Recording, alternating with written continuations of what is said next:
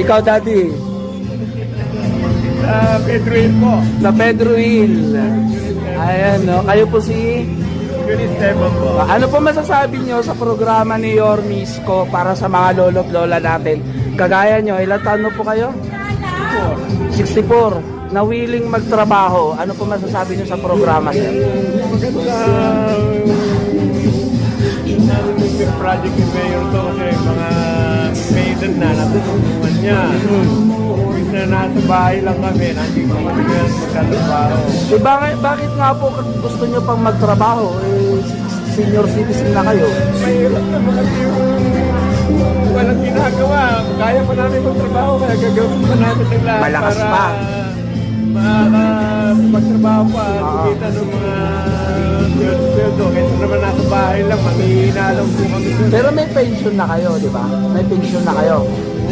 Wala. Kaya pala gusto nyo mag-work.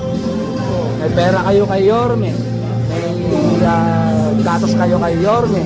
Magtatrabaho pa kayo. Ang dami yung tsape. Baka naman, oo. Thank you, Daddy.